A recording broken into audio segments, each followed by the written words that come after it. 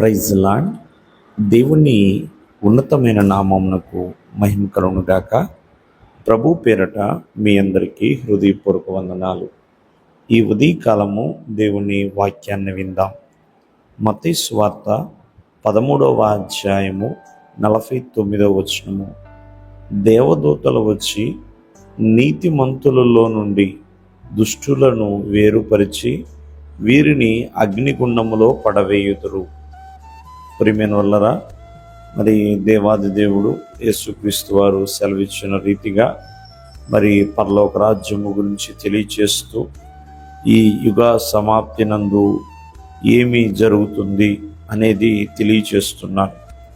మరి ఇక్కడ వేరుపరచుట అనేది జరుగుతుందండి. అంటే నీతిమంతుల్లోంచి దుష్టులు వేరుపరచబడుతున్నారు.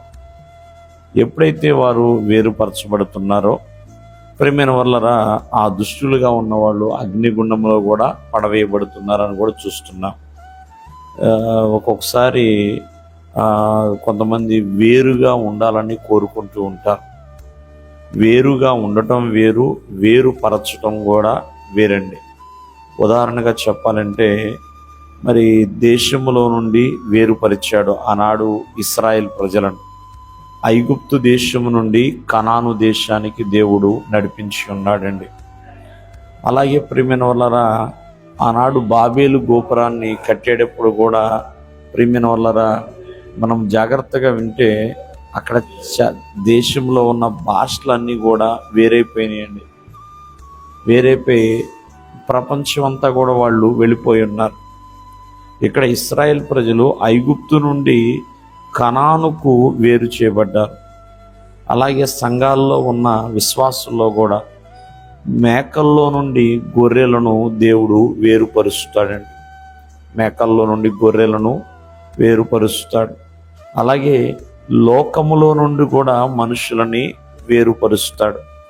చీకటిలో నుండి వెలుగులోనికి ఆయన వేరుపరుస్తాడు. ఒక కుండలు తయారు చేసే కుమ్మరి మట్టిలోంచి మట్టిని వేరు చేస్తాడు. తనకి అవసరమైన మన్నుని తను తీసుకుని ఒక అందమైన పాత్రను చేస్తున్నాడు. అలాగే లోకములో ఉన్న వారిని కూడా దేవుడు వేరుపరిచి మరి తనకి ఎవరైతే అవసరముగా ఉంటున్నారో వారిని దేవుడు ఉపయోగించుకుంటున్నాడు. కావున ఒకసారి ఆలోచించండి. మరి నీతిమంతుల్లో దుష్టుల్ని దేవుడు వేరు చేస్తాడు. కావున ప్రతి ఒక్కరు కూడా దేవునికి అనుకూలముగా జీవించాలి. దేవుడు మిమ్మల్ని ఆశీర్వదించును గాక. ఆమేన్.